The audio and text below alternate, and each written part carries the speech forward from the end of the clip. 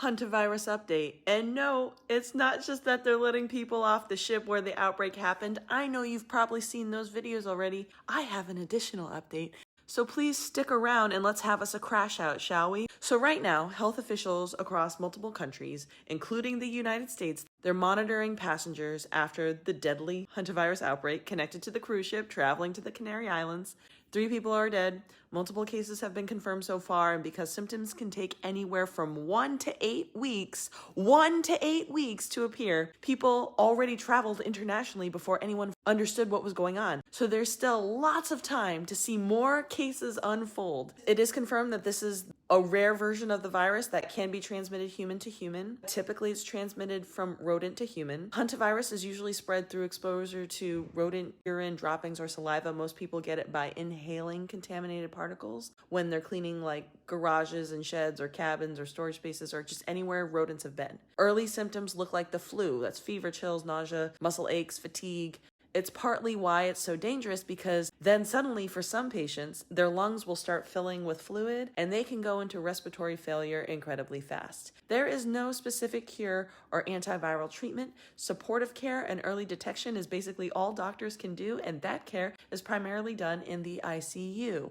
But you probably know all this. The additional update that I have is historically this virus has a very, very important connection to climate pattern, a climate pattern we will see this year. So in my research, I read a journal article in the Oxford Academic. I'll include a screenshot because it's a very long title. But most Americans first heard about hantavirus during the 1993 Four Corners outbreak. These young, healthy people started mysteriously getting sick and dying within days, and nobody knew what was causing it. So researchers traced it back to deer mice carrying a previously unidentified hantavirus strain called Cynomolbvirus, or SNV. And here's where we should consider having ourselves a bit of a crash out. Scientists later connected that outbreak to El Nino weather patterns. Because El Ninos bring warmer, wetter conditions, it often brings a warmer winter, so it's less cold. There's more rain and milder temperatures, which means there's more vegetation. More vegetation means rodent populations will explode. More rodents means there's more opportunity for humans to get exposed. This is literally studied and established epidemiology. And in case you don't know that word, epidemiology is the scientific study of how diseases and health-related states are distributed, caused, and controlled within human populations.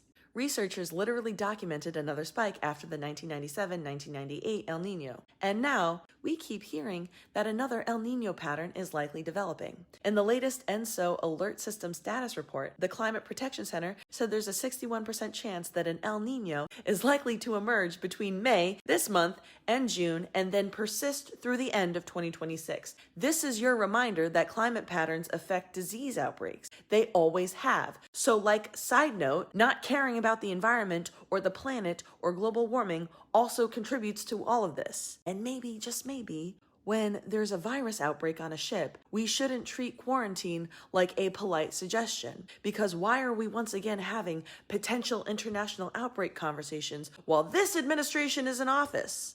And I'd like to add that this does not mean that the virus will only affect warmer regions like California or whatever. This is a reminder that El Ninos bring warmer weather and winters to the northern United States, Canada, and impacts the rest of the world. Y'all remember how terrible the last outbreak was handled here, right? By the same administration who's in office right now. Let's remember this timeline. May 2018, the Cheeto Puff administration disbands the White House Pandemic Response Team. July 2019, the CDC epidemiologist embedded in China's Disease Control Agency left their post, and the Cheeto Puff administration eliminated the role. And then outbreak shortly happened after. Until next time, y'all.